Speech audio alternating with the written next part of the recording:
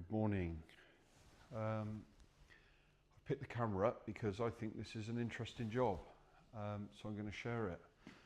And what I think is interesting about this job is not because of the damage or, the colour or, is it an interesting car? You tell me.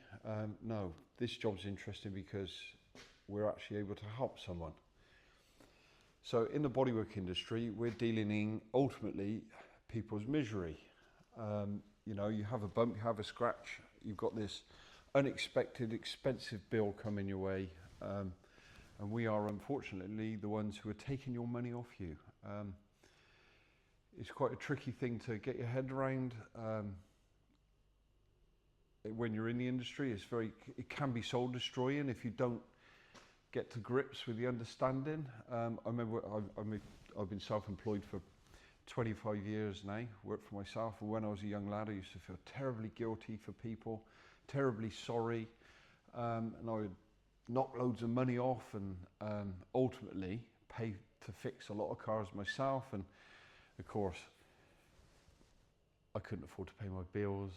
I suffered as a result, so it's something that you have to get to grips with. If somebody has a bump, it costs whatever it costs, and the way we help people is once the car's repaired, they forgot that they've had their bump.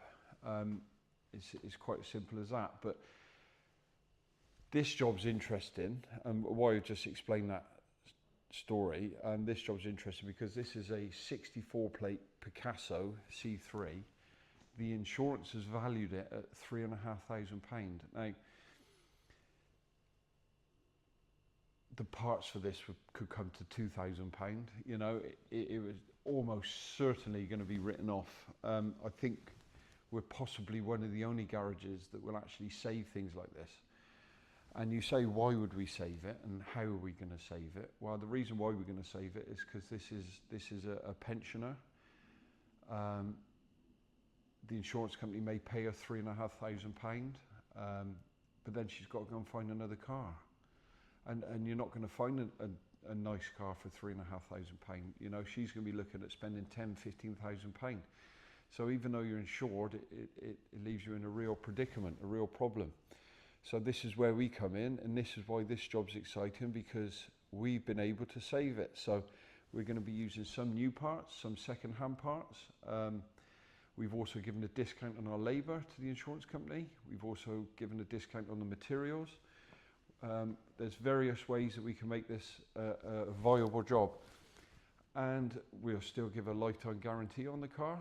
We'll still do everything properly. We won't cut any corners, and hopefully everything will go smoothly, but we shall see.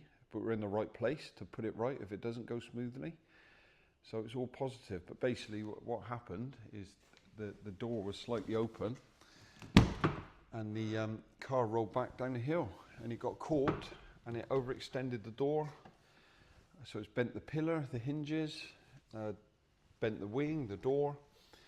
So what we're going to do is fit a new door, a new wing, repair the pillar, put some new hinges on, just do what we normally do. This is also a really tricky colour if you don't know how to, if you don't know what you're doing.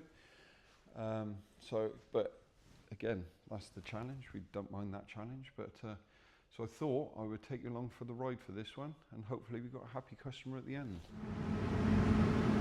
So a new wing, new door, a couple of second-hand hinges. Believe it or not, that would have tipped it over the edge. That would have written the car off. Blend into the rear door. Simple. There we go. 2 days in, and we're all painted and rebuilt. Everything's working. I've got 2 jobs left on the to-do list. I've got to run a after repair scan, and I've got to give it a quick clean. And I think we seen her last Thursday when she came in with the damaged vehicle.